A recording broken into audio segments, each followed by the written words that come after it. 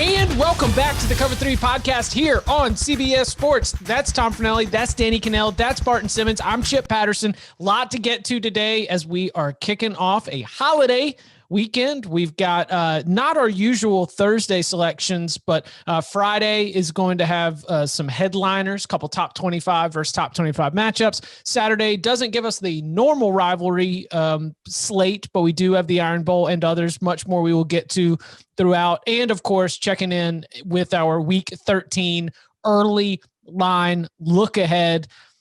Got a couple questions about some teams, but we begin with the hottest controversy in college football right now, because when we had the college football Saturday and the news of Clemson and Florida State being postponed initially came out, it was followed by some reporting. We had some levels, and by the time 12 o'clock came around, I think that we had a little bit of clarity in terms of the situation. We didn't discuss it much on the Instant Reaction podcast because we had a full slate of games, right? Like, we dealt with the news from 9 a.m. to noon, and then all of a sudden the games took over. We had the whole, like, is Michigan going to lose to Rutgers was very much in the instant part of the Instant Reaction show. But then we've got Dabo Swinney's Sunday teleconference comments, and we've got athletic director Dan Radakovich going on Packer and Durham. Couple different sides to this that I'd like to pick apart, but we got to start with Danny Cannell. I mean, this is Knowles to go at the beginning of the show, right? I mean, this is like Knowles to go right off the jump. Danny, I know that I'd like to think that Clemson didn't want that smoke tweet from at Danny Cannell was actually what inspired Dabo Swinney to come out on Sunday. Cause I know Dabo follows you from his burner account, and he didn't like that taunting when he spent, I mean, we set up the Ringley brothers tent in an empty parking lot. We spent $300,000 trying to get 9 buses to get the team together. He's angry, man. You know, what do you make of this? He is fired up. This is angry Dabo, which we've seen before. I've been trying to figure out, like, what's such the big deal about this game? Like, it's not really a resume builder, right? It's not going to help their chances to get to the playoff. Maybe it's about Trevor Lawrence's Heisman campaign. That would make more sense. It's a stat game where you can go out there. I'm sure there are frustrations. I understand that. You did make some efforts to go to the game. But you know what you probably should have done before you traveled to the game? Had the test situation buttoned up so that this didn't happen specifically. But now the unfortunate thing that's happened is basically Dabo has become the guy in the chat room who's on there all caps yelling at everybody saying, this is what happened, this is where we need to go. And it kind of sparks this flurry of activity that goes out there, because now you've got Clemson fans who are even more angry, and they're following Dabo, their Pied Piper, right down that road. And it doesn't make anybody look good. Like, it just is a really unfortunate situation. I get that you're disappointed, but really the way you handle this is you put out your statement, say, we're really bummed, we wanted to play, we thought we could play, it's unfortunate, and maybe we'll make the game up. Or you don't even have to say that. Just cut the statement off short. To air out your dirty laundry the way that Florida State and Clemson and the ACC, they all look bad in this circumstance. In a year when we've all been dealt a bad hand, why make it worse? But I can't understand for the life of me why Dabo Swinney is making such a big deal out of this game specifically. It doesn't make sense to me. You know, I'm looking at the theory of, the recruits. Well, Florida State didn't want to get beat down by, Clemson because maybe it helped their recruits. Newsflash, Florida State isn't very good. Like, if you're a recruit and you think that, that would have made the difference if, they got beat by Clemson by 70. Now I'm not going there. If you really believe that to be the case, then I have a bigger problem with you as a person. I don't know why it's been made such a big deal of. I get you traveled and it sucks and there was some money involved, but there's a lot of money out there that's been lost this season. It's not like you guys are the only one that have lost a big payday. I got a theory on why it's a big deal. So it's not my theory.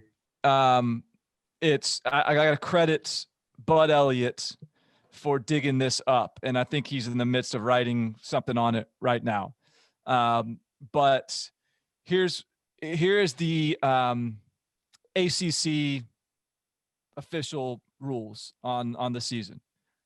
For any team to be eligible for the ACC football championship game or to be considered in a tiebreaker, such team must have played within one total conference game of the average number of conference games played by all conference teams. All right. So, for example, whatever, you guys get it. All right. So currently, whether it would be able to see, currently Clemson is 9.73 is the average right now.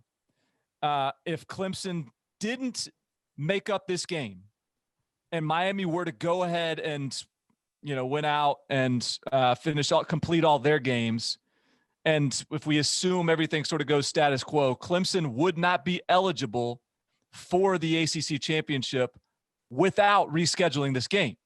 Now, currently, Clemson is sitting there with an open date prior to the ACC championship game. Now, Notre Dame is probably going to have to play Wake Forest before the ACC championship game. So basically, as I see it, and I don't know if this is why Dabo's pissed, but it might be, is he's looking at this being like, man, we're about to have a pretty sweet deal where we sit out before the ACC championship game and we're golden. Now we may have to play these jokers a week before the game, risk somebody getting hurt, miss our week of rest, and we have to reschedule it. So he's a little pissed. In addition to just the inconvenience of showing up down in Tallahassee and being sent back home. Perhaps that's kind of what's got him peeved, is the idea that like he can't just let this slide. Like they got to get this on the schedule again. I don't know. I mean, you know what another thing he might be pissed about, or why he might be so pissed? If that game's played on Saturday and it was a 35-point spread, Clemson cruises to a win. Are we talking about Clemson right now? No. Okay. I mean, with Danny, we are. But I'm saying, though, is anybody paying any – nobody's paying attention to that game if it gets played, even though it's Clemson-Florida State, because it's probably a huge blowout. It's not going to have any impact on the ranking, because if Clemson blows out Florida State, then they're just going to stay where they were ranked. But now we're talking about Clemson. No, that's a very cynical Tom Fornelli. No, I'm just taking the same approach Dabo is, where he's pretending Clemson's the victim here, where, you flew to Tallahassee with a player on your team that you found out had COVID, and the other team's doctors decided, I don't know, sitting on a plane and then a bus with a kid who has COVID in a recirculated air thing, that might not be the safest situation. I'm not sure we should play this game. We don't know. Now, could Florida State have delayed the game maybe till Sunday or Monday? Yeah. Do I blame them for not wanting to play it on Saturday? No. But I think Dabo is just doing the thing where Dabo does, where he pretends the entire world is against Clemson, and then something goes against Clemson. And it can't just be that the whole world is in a shitty place right now, where we're dealing with the thing that's far bigger than football and far more important than your college football program, where his whole world revolves around his college football program. So he thinks that they're the victim here. They're the ones who are getting screwed, and he's angry about it. And I get it, because, man, I would be annoyed too if I flew down there for all that, getting ready to play a game, and then the game got canceled. But like, he can complain that it cost Clemson $300,000. But his own AD said today on the Packer and Durham, if they have a chance to make up a game, like say their Pitt game is canceled, they would rather make up that Pitt game, because the Pitt game is in Clemson, and that makeup game will be in Death Valley. So, which is why Dabo's out here being like, and if they want to make it up, you know what? Y'all can come to Clemson. Yeah. This has become a straight up like revenue issue for Clemson. Exactly. So he's sitting here crying about how Clemson spent the money and they lost money, and that sucks. I'm not saying it doesn't matter, because we're in a deal where we're only playing these games for money this year. Let's be legit. That's the prime factor deciding behind playing this season, because, man, they were already losing too much money. We had to save as much money as possible. So he's pissed that they lost $300,000. But Florida State gave up revenue by not playing the game. It was a home game. It's not like they're sitting there just like, oh, we're scared. We don't want to play Clemson. They're going to beat us up. No, man, they had revenue that they lost. So Clemson's sitting here worried about its lost revenue. Florida State's lost money too. You aren't the only victim here, Dabo. So that, I think Dabo has seasonal mood swings that has him in late November warming up the Roy bus, right? Yeah. Like he cannot help it. It's just what he does. He's used to having a couple of weeks of college football playoff rankings. We won't have the first one till Tuesday this year, but he just can't help himself. He's just so damn fired up at nobody believes in us. Nobody's treating little old Clemson with any respect. And it's just, it's what he does at this time every single year. And like, there are so many better ways, and I say better as in like de-escalate this situation, that he could have handled this, and he couldn't help himself, man. He just has to go and throw those extra. Woody Whitehurst on Twitter, fan of the show, he mentioned this, so I want to make sure I shout him out on it. He said, it was like when you've won an argument with your spouse, or you've made the good points, but you just can't help yourself and throw in those like 3 or 4 extra lines or digs that are just, it's not going to help anything. Like, you've made your point. Well, a couple of those wait, hold on. You can win an argument with yours. But a couple of those points I want to point out aren't exactly fair or accurate, because he himself made the comparison when Trevor Lawrence was positive and that he practiced with the team, and then Boston College, they didn't. Yeah, they came to Clemson. There wasn't, Trevor Lawrence wasn't on a plane in a closed atmosphere with all those players in a tight space. So it is not an accurate comparison there. And then there's this other one. I don't think this came from Dabo. This is more of a message board, people trying to figure out, the little internet sleuths trying to do their thing, that this quote, same thing happened with Pitt. When they went to Florida State, there supposedly was a player that had the exact same issue. That's not true either. Andrew Adelson with ESPN confirmed that. They've done some research on that, saying, no, this didn't happen to anybody else. This is a one-time. This is the only time it's happened. So that's the problem when you rally the troops, kind of as Dabo has done, is now you get all this anger coming your way and people come up with these conspiracy theories. There is no doubt in my mind Florida State wasn't really thrilled about playing Clemson. They knew what was going to happen, just like all of us did. But you can't say that they just needed an excuse to get out of the game, because as Tom said, Florida State is in way worse of a position financially than Clemson is. They had a lot to lose, and they would have tried to do everything they could if they felt it was safe. So it's all I have. Like, it's just, but again, to me, it's airing out your dirty laundry, and nobody looks good. It's like the couple that's fun at fighting on the front lawn in front of everyone. The whole neighborhood's like, ugh, look at those people. They got problems. The ACC's not saying anything. It's the ACC's.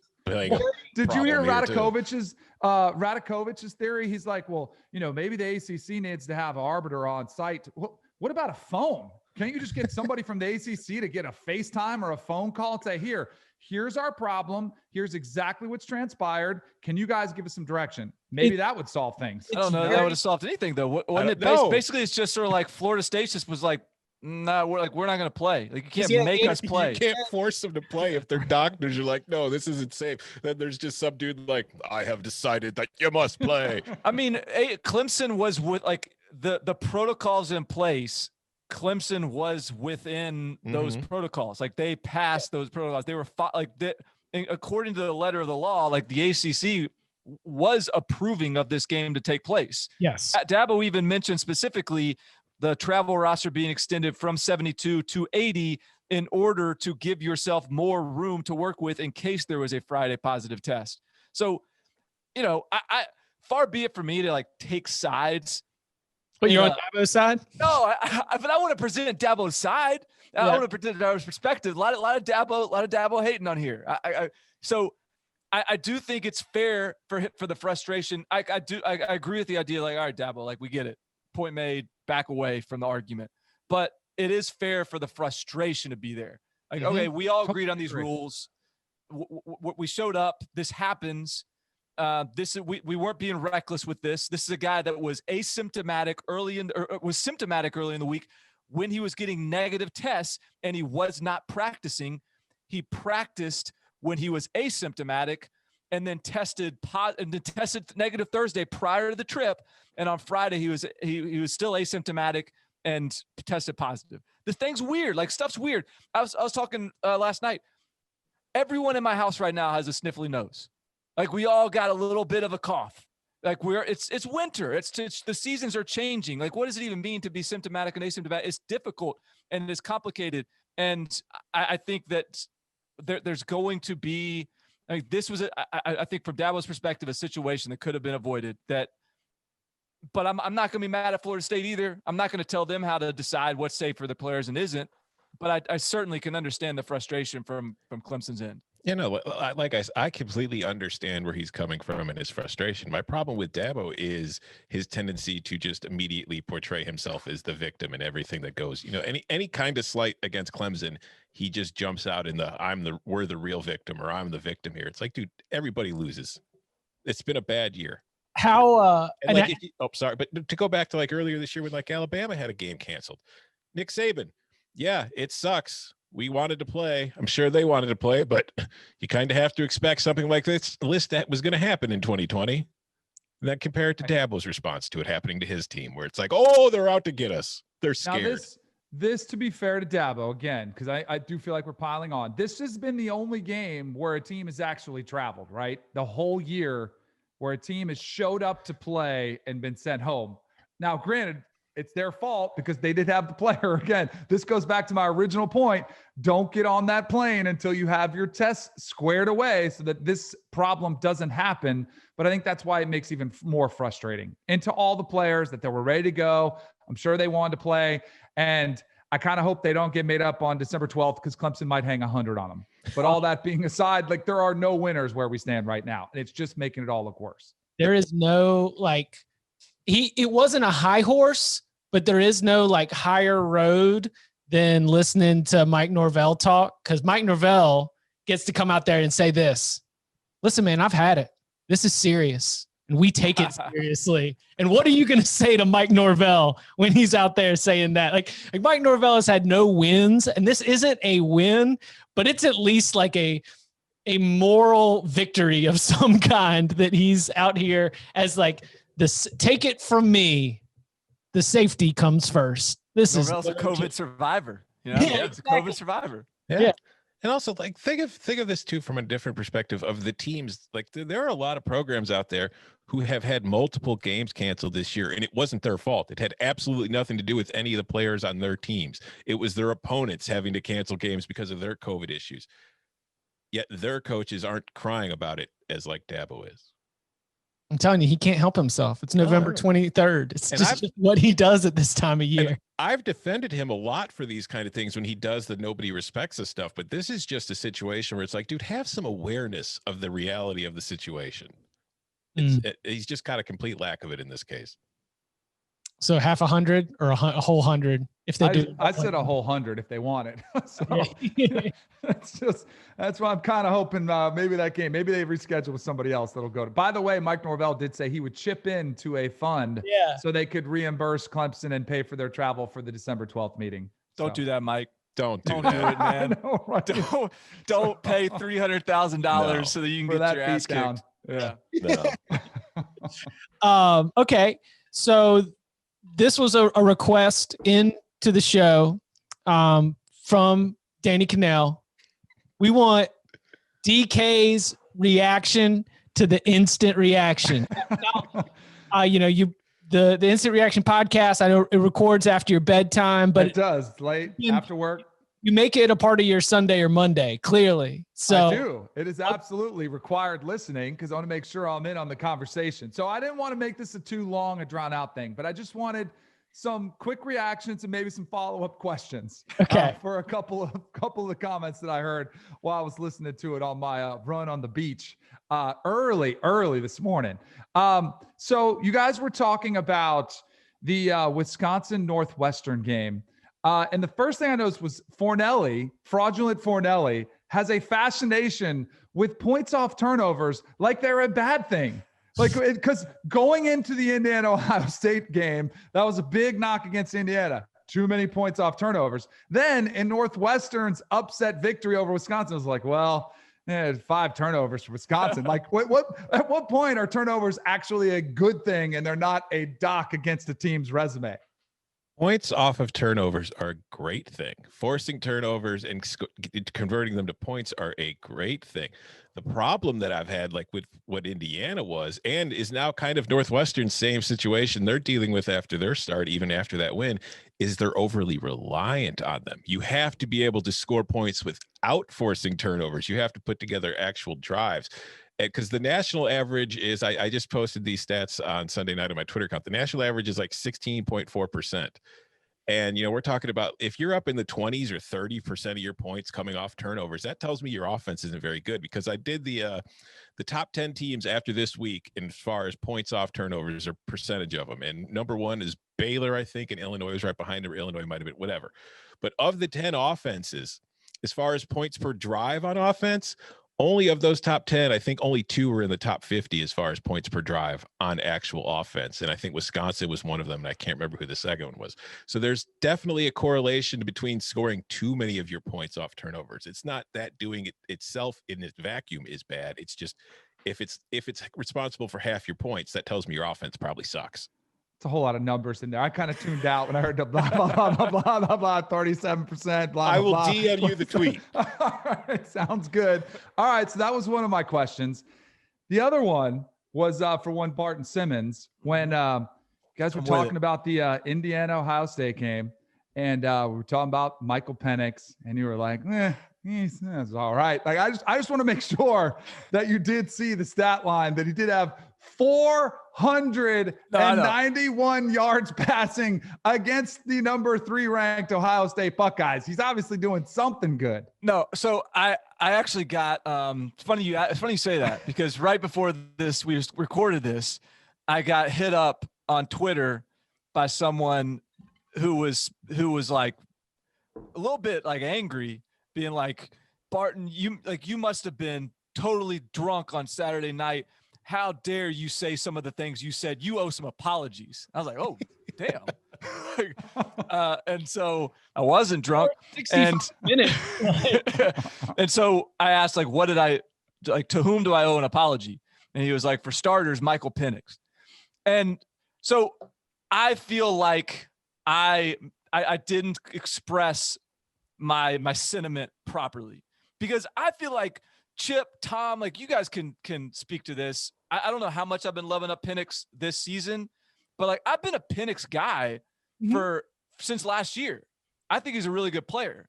I think my point in that was just, I know he put up like 490 throwing the football, but my point in that was that he did put up 490. And while I think he's a good player, if Michael Penix can put up 490, he ain't the only guy that can put up 490 on that defense. I think that was the point I was trying to make, is that Ohio State, that secondary is vulnerable. Michael Penix, as good of a player as he is, he ain't Trevor Lawrence. Ian Book is every bit the player Michael Penix is. Like, there's the teams that Ohio State's going to have to beat are perfectly capable of doing exactly what Michael Penix did. Yeah, and to support what you were saying, I think that it was also in the context of Penix was tossing some balls up there that probably wouldn't have been recommended.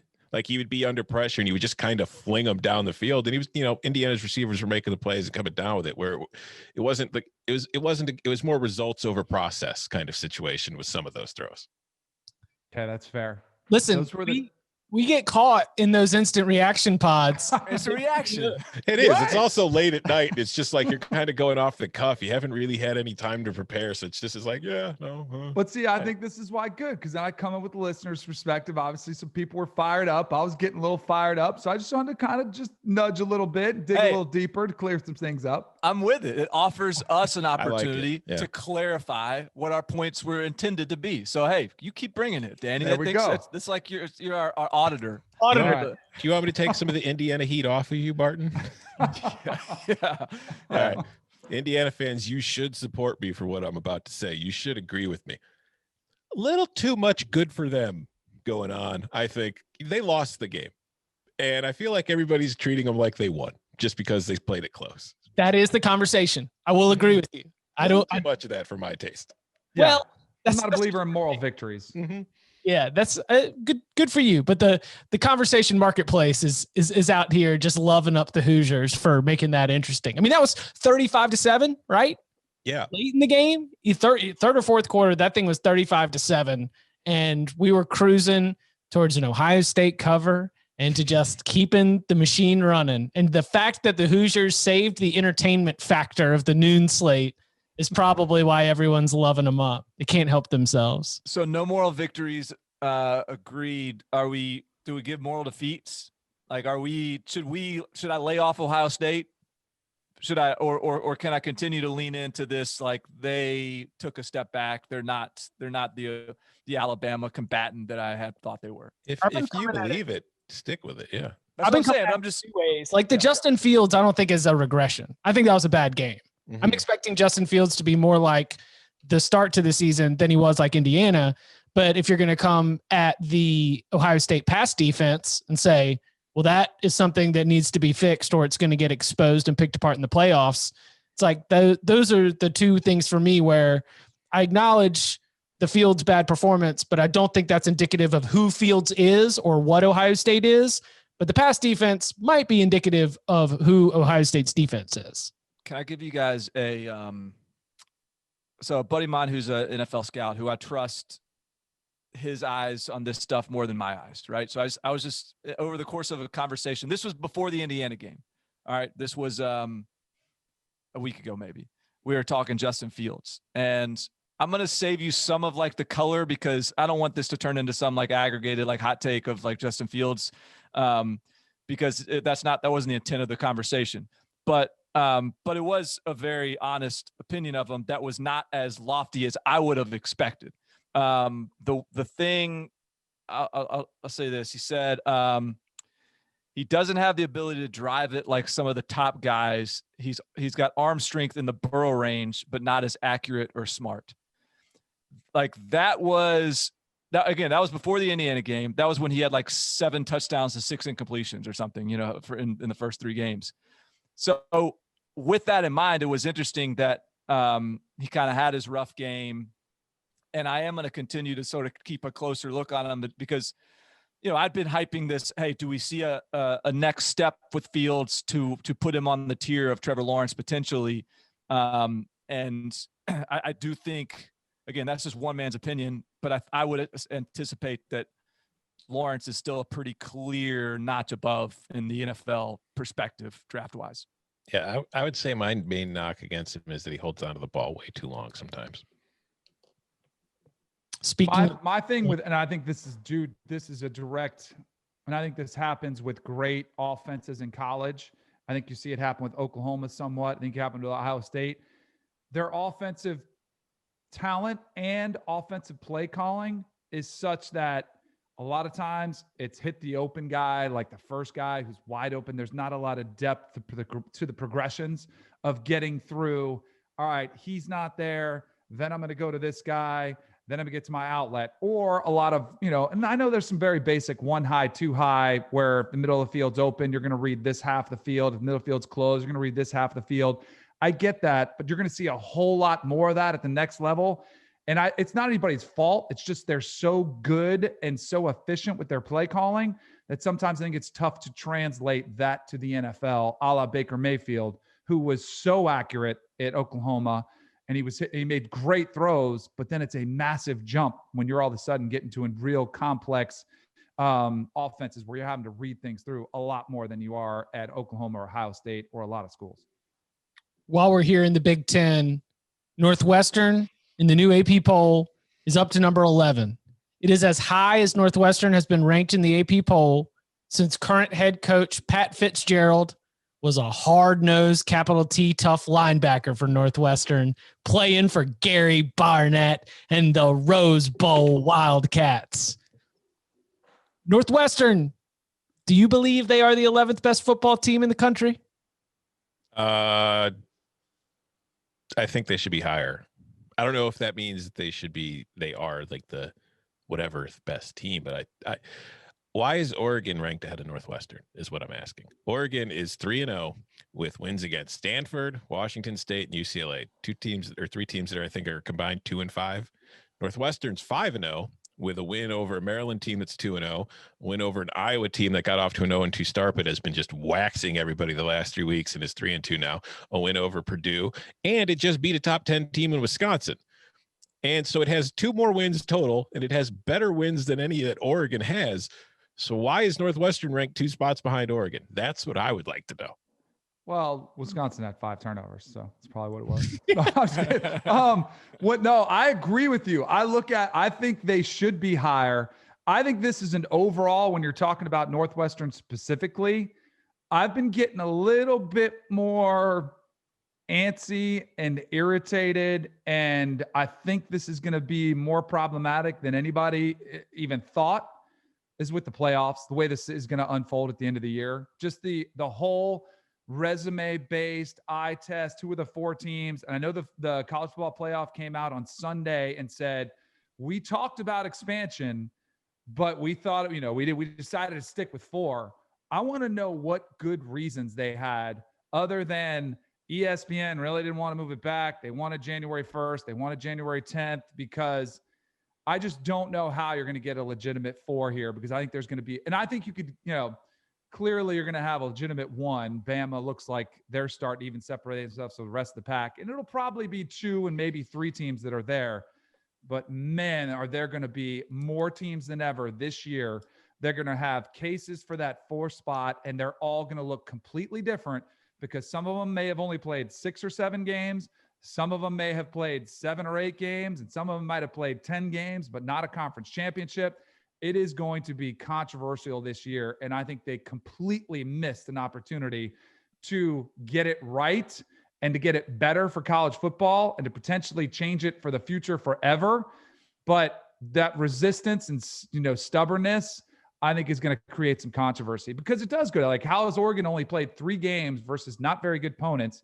And Northwestern, as you mentioned, just had a top 10 win, and you still have Oregon ahead. We're going to find out a lot more tomorrow night where they're thinking. My hunch is you're going to see a massive drop in Cincinnati BYU, because they don't even want to get them close to the conversation. Well, my theory on the 4 versus 8 thing is the college football playoffs have a lot better chance of being completed if you're keeping 4 teams healthy over the course of 2 weeks than if you're trying to keep 8 teams healthy over the course of 3 weeks. So I think it's more logistical.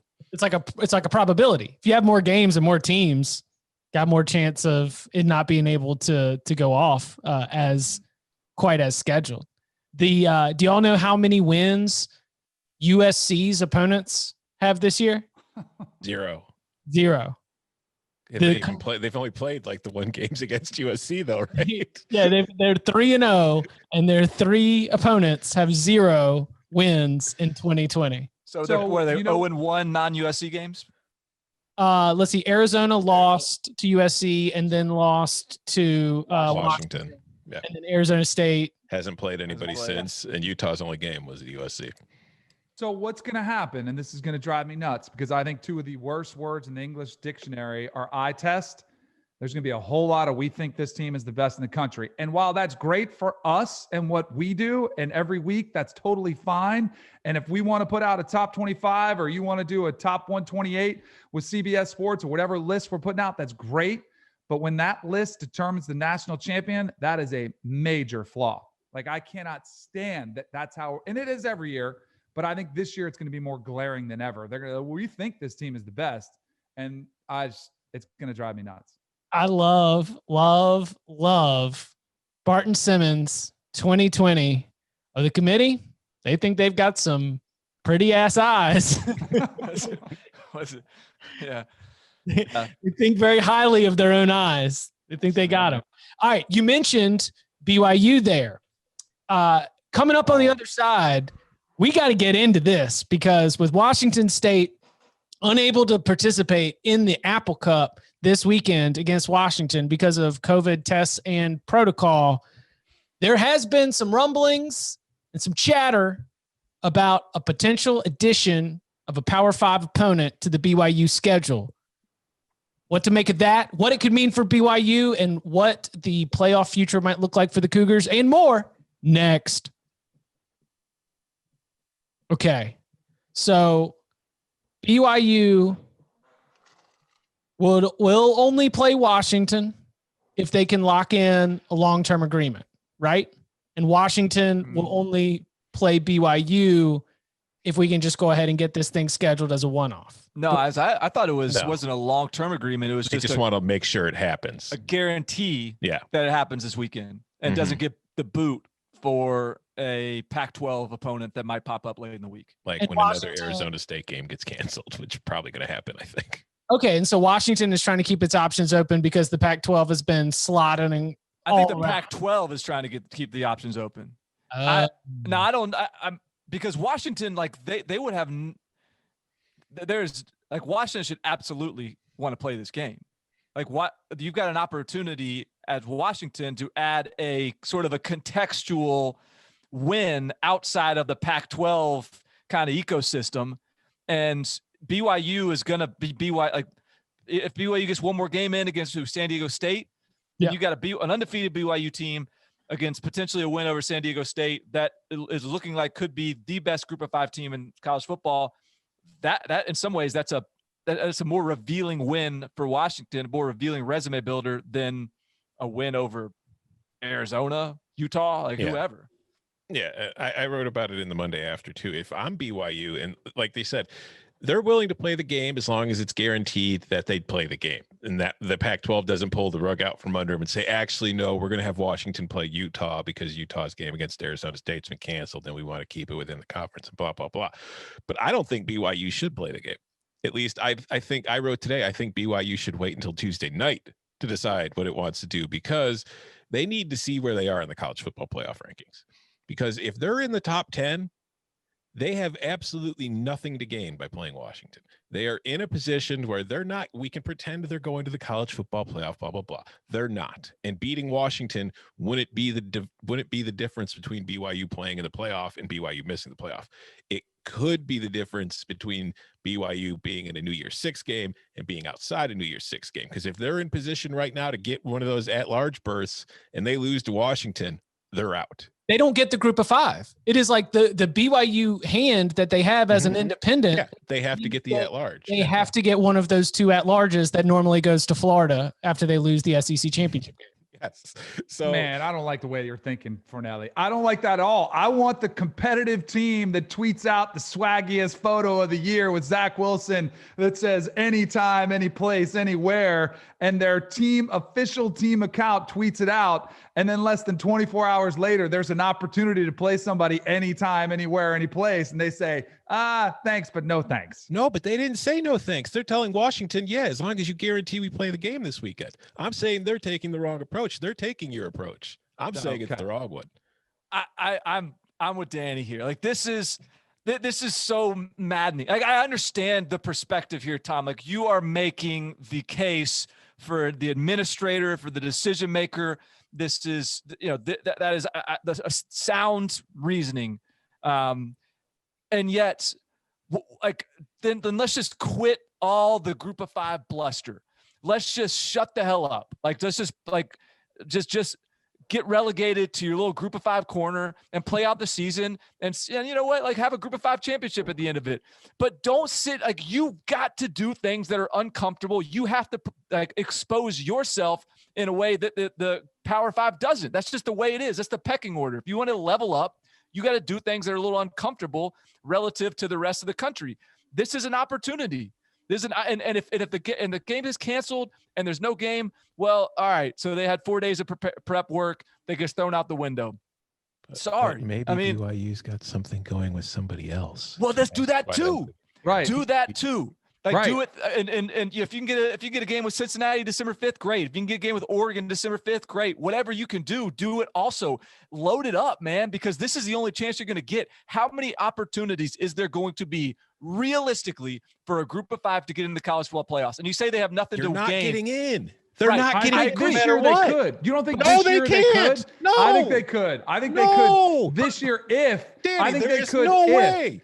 If they could schedule 2 more games versus Power 5 opponents, their resume would be approaching some other teams that are in there. What Power 5 opponents could they realistically schedule that would be good enough to put them in the playoff? Because Washington isn't good enough. Well, hold on now. Especially if you beat it, because now Washington sucks. That's not true, because we don't know that. Win the Pac-12.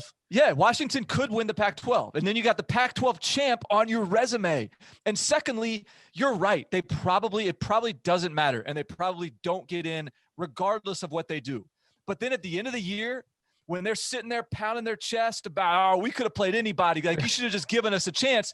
Like, they can't do that if they didn't take this opportunity. But if they go and play Washington on short notice, if they go and play someone else next week, week after that on short notice, and just go out there and just ball out and win, just like hold court on the playground, then I hear you. They could say whatever the hell they want for as long as they want. Have the parade, give the signing bonuses, do all the stuff UCF did, because you just went out there and like big time. But what did UCF do? What did UCF do when it got left out of the playoff?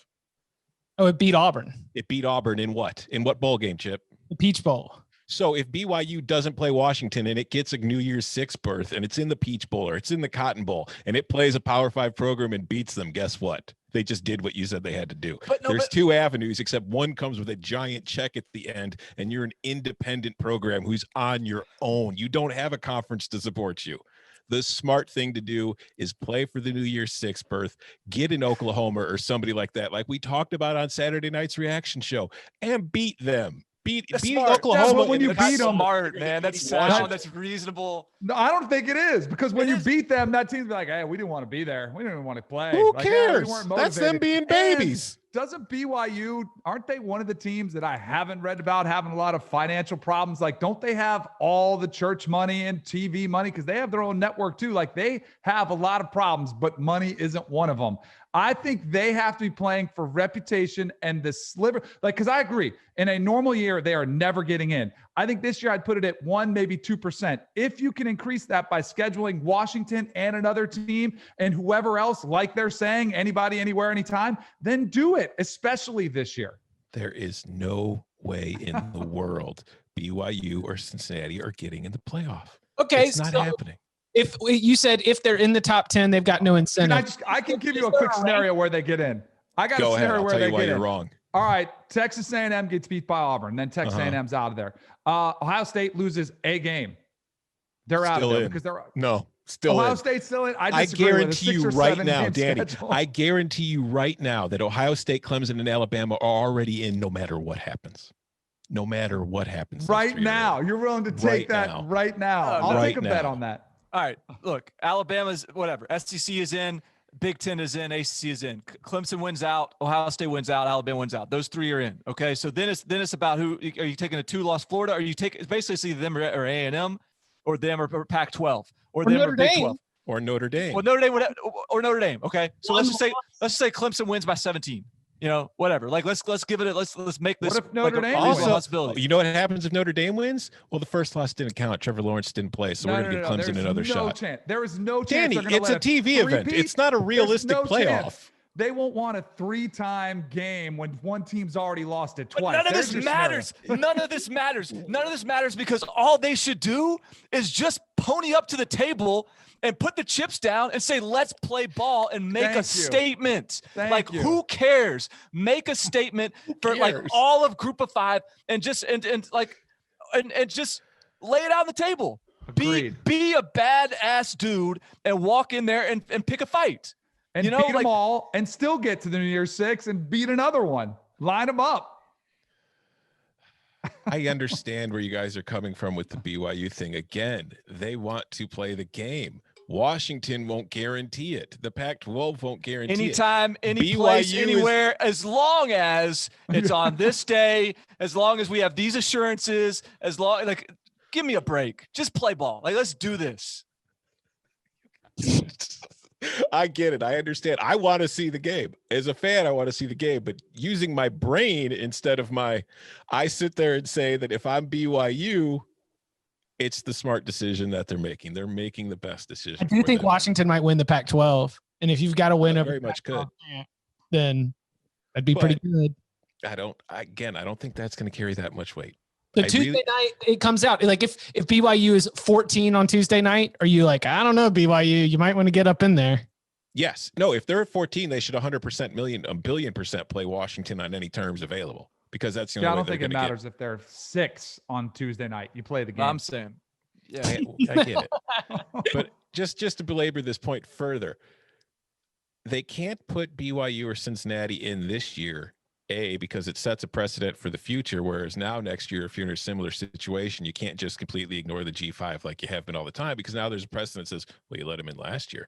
And B, when they do expand to 8 games, they have to save the group of 5 thing as a reason for a narrative for expanding. So that way they could say, we've decided to expand to make the playoff more inclusive and give everybody a chance, because that's a much better thing to say. We're expanding because it means 4 more games, and that means a lot more money. And that's really what this is all about. And that's why we're not moving off of New Year's Day, even though we probably should, because this is just a TV event and ESPN has other games scheduled for other Sundays. So we can't play on those days.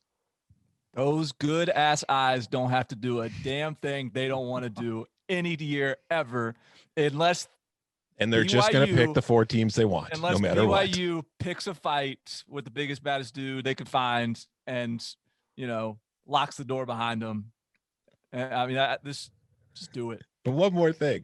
Let's not forget that this year, any bowl game that's being played can pick any team it wants to be in its game, no matter their record. You could be 0-8 Michigan, and if they want Michigan and Michigan's fans will come, they're going to ask Michigan. So what makes you think the College Football Playoff Selection Committee is going to take any kind of the same approach? They're going to pick any team they want to get the best ratings they can, to get the most money they can out of it, because, again, the only reason we're playing this season is to save as much money as possible, kids. I don't buy the ratings thing. I don't either. Michigan State got in. They were awful. There's been some bad. That's not the same situation. Ones. No, I know, but I'm just saying, if they were doing truly ratings every year, they would have the biggest. I do think they need to maximize profits this year.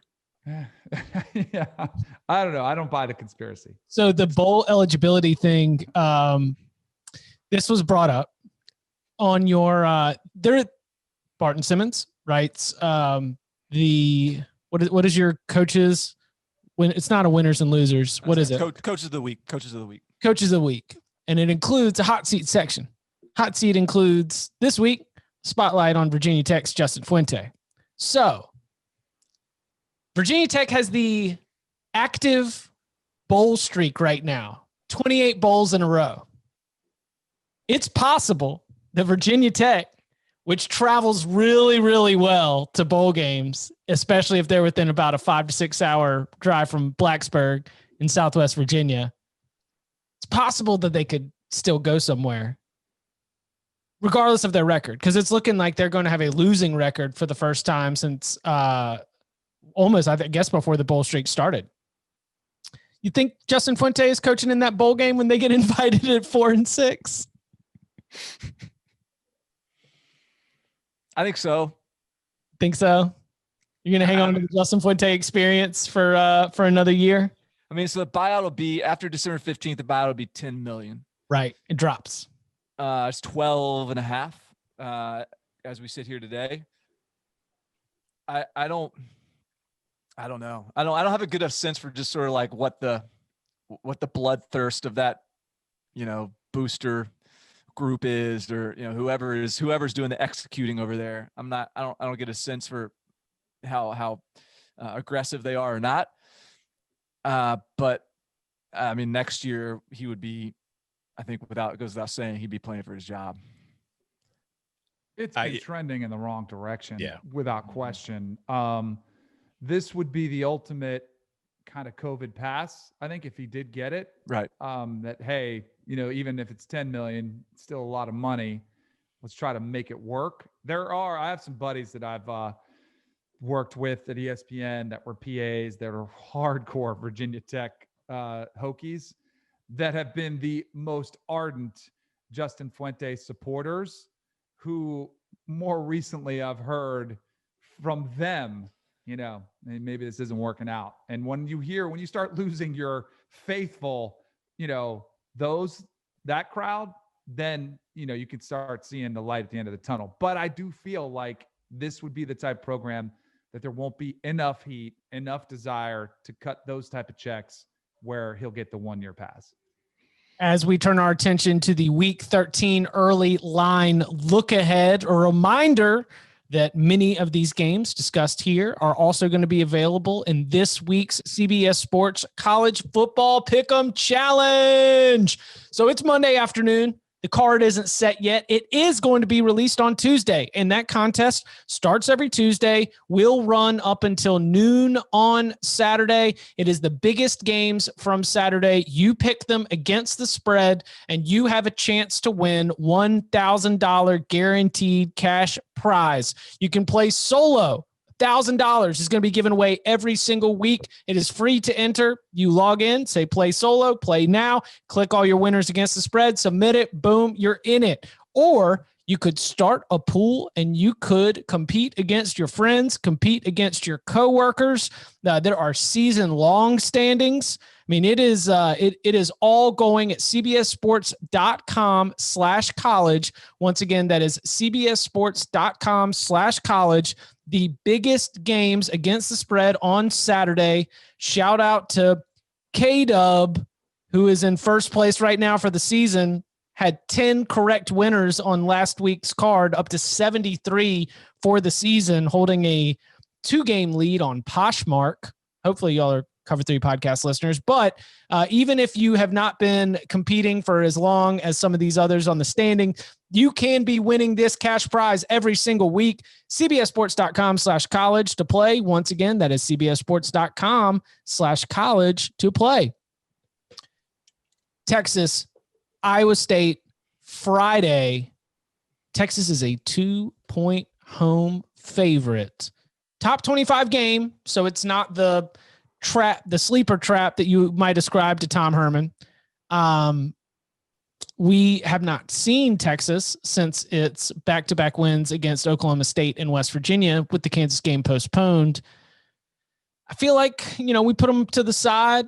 Now we pick it up, work on the gears, maybe hit some WD-40. Where's Texas going to be at? Do you trust the Longhorns to cover 2 points at home against an Iowa State team that just absolutely worked Kansas State over the weekend? A lot of dueling principles in this one. Tom Herman's playing a ranked team. So like you said, you could almost expect him to do well. There's a ranked underdog in Iowa State you kind of want to go against. But on the other side, Matt Campbell is an underdog, and he's 22-8 against the spread as an underdog in his career. So I don't know. My gut says I'm going to go with Iowa State, though, because, it's Texas. Because Texas could win out. I don't know if Texas will win out, right? They've got Iowa State at home this weekend, then they finish at Kansas State at Kansas. If Texas beats Iowa State, it gets the head-to-head advantage against Iowa State, and that might be enough. Also with the win against Oklahoma State, win against West Virginia, winning out puts Texas in the Big 12 championship game. I, for a while, have believed that the Big 12 championship would be a rematch of the Red River shootout. I'm sticking to it. I think Texas gets the best of Iowa State this weekend. I don't know. To say a win against, might, yeah. Yeah. The win against Kansas State was impressive. I don't know. I don't know. Brock Purdy's been less than impressive. I think they're a little bit one-dimensional with Breece Hall. I think Texas will be able to have some success when you are facing a team that is one-dimensional like that. They've been playing better. Kind of like Texas in this spot. And we're one-dimensional this weekend. No, I know. Against Kansas State. Yeah, no, that was far and away their best performance of the season. That was the first time I watched them, and I was like, oh, wow, no, this is actually a good team. You know what I mean? Yeah. The buzz around the campfire is Tom Herman needs to win out. And so this would be interesting if, or Urban. I got to hear the buzz. Well, or he's gone. And right, but see, with this is the case. Urban being the guy they want, right? Or they think they can get. Yeah. Man, you better make sure you get him. Could you imagine that? Like they get rid of Tom Herman, and then Urban's like, "Nah, I'm good." Yeah, and I don't even know if I don't know how realistic Urban is. I think there's an assumption that job would make a lot of sense for him. But I think, yeah, like there's the fan base has definitely convinced themselves that if Herman's out, Urban's in. The long-held tradition of Texas convincing itself it can get a coach that nobody's quite sure that coach wants to take the job. Gulf between who they want and who they think they can get. You said You said Urban is who they want, who they think they can get. And there's just like so much room between those two things for Texas. Well, the irony is Herman was who they wanted and who they got. I know. And he's not been it yet. Also on Friday, Notre Dame, North Carolina, the Fighting Irish, a narrow 4.5-point favorite in Chapel Hill. Upset alert. I think so. I think that's a scary game. Nah. Tar Heels money line on the field. I don't hate it. Notre Dame's not ready to get loose like this. Couple quick touchdowns. Book starts to press. Just, I'm kind of in I don't buy North Carolina against good defenses. That's fair. That's fair. I'm trying to think who have they laid an egg against this year? That's good defenses. Let's see. Their first egg Florida was State. Florida State. They haven't really played a good defense. That's the thing. BC was probably the best defense that they played, and that was one of the more troublesome games that they've had. Yeah, they really haven't played a lot of good defense. I think they've got some talent. I mean, obviously, I think they have some talent where they could put up some points. It'd be interesting to see if they could jump out early and you kind of flip the script a little bit, make Notre Dame try to throw it a little bit more if they can keep up the pace. I also think, though, that matchup-wise, that's just a game where Notre Dame can absolutely dominate them. Like, offensively, I feel like they could just control the ball and suck the air out of that game so fast. We'll see. Tar Heels, money line. Clemson last year made them believe they could do it. I'm telling you, get the job done. It's going to be on Friday. Penn State, Michigan is a nationally televised football game between two teams whose combined record is 2-8. Penn State and Michigan. And that is 0-5 Penn State, by the way, against 2-3 Michigan. The Wolverines, coming off that program-changing win against Rutgers, are 2-point favorites. I mean, so you're saying watch this? So you're saying that two well-known brands are getting a spotlight game despite their records? I can't believe the college football playoff would ever consider doing something similar. Hell yeah, I'm watching this game. Come on, it's Michigan and Penn State. It's the biggest game of the year. Principal under? I don't know if I want to bet this game. I'm probably going to watch it. You know what? I would bet Penn State simply because Michigan shouldn't be favored against anybody. 0-5 value. Yeah, we're always looking for the winless teams with value. Also, isn't Penn State winless against the spread too? Oh yeah. Oh God. Oh yeah. Penn State lock of the week. I want to see the Cade McNamara era continue. Is that switched over? Are we just letting McNamara run with it? It's got to be. How would you go back to Milton? Have to, because that's two games in a row where McNamara has come in and played better than Milton. Yeah, I think it's an easy switch. Okay. What other games from the Week 13 slate have y'all's attention? Ohio State thinks it's just going to walk into Memorial Stadium in Champaign as a 4-touchdown favorite. Yeah, no, they're going to limp in after the moral defeat or whatever. I hope when Illinois loses by 35, everybody's like, yeah, but they played hard. I love it. Kent State at Buffalo. Buffalo's a 7.5-point favorite right now. It's a big number for old Kent State. Yeah, I think I'm on Kent State there. Oh man. How about some good ones? I want to save some of these for locks because I got some good ideas for the locks. Well, how about this one? USC is a 13.5-point favorite against Colorado. Buffs. Right there. Buffs. I've firmly been on the USC is not as bad as either Chip or Barton want to believe it is bandwagon, but that's a lot of points considering how USC has played. So I don't know. Bet on USC and then lose, and then tell me how you feel about USC. It's a harrowing experience. And then I have bet all three of USC's games this year. I bet them twice to win and cover. Bet them twice to cover, and they've lost. Right. And I bet them. I faded them this weekend with Utah, and they covered. See, I bet on them this weekend against Utah. Yeah. What came up? I'm really I can't wait to watch the Iron Bowl. I mean, it feels like Alabama's been cruising. They're a 24-point favorite against Auburn. Kind of curious to see what kind of fight Auburn can put up. Can they make it interesting? Can they carry it to the second half?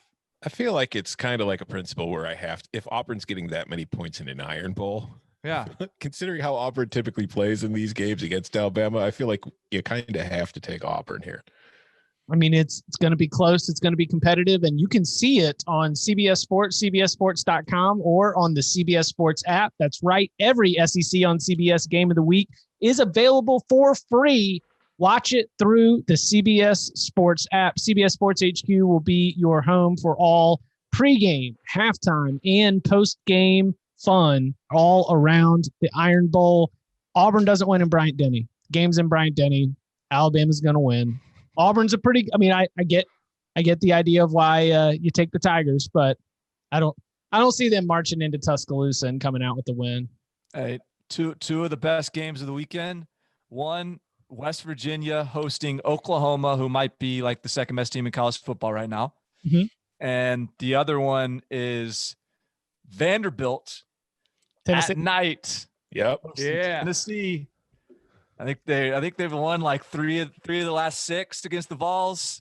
And there is a certain radio host who has been well known, who campaigned against one head coaching hire and absolutely backed another one, who all of a sudden, and this is as close to again, maybe I was wrong, has said if they lose that game, potentially it's time for a change. So watch out, Jeremy Pruitt. You talk about hot seat. Watch out. Well, when that guy turns on you, you're done. Exactly. Exactly. Make sure that you are subscribed to the Cover 3 podcast. We will be diving back into these games and more on the Locks edition, Holiday Locks. We are recording on Wednesday. So make sure you subscribe. Tuesday night after the new college football playoff rankings come out, we will have college football playoff rankings reaction. We'll see where BYU lands and whether or not they need to call Washington right away. The debate will be settled on Tuesday night, so make sure you subscribe. Follow him on Twitter at Danny Cannell. Follow him at Tom Fernelli. Follow him at Barton Simmons. Follow me at Chip_Patterson. Gentlemen, thank you very much. BYU's doing the right thing.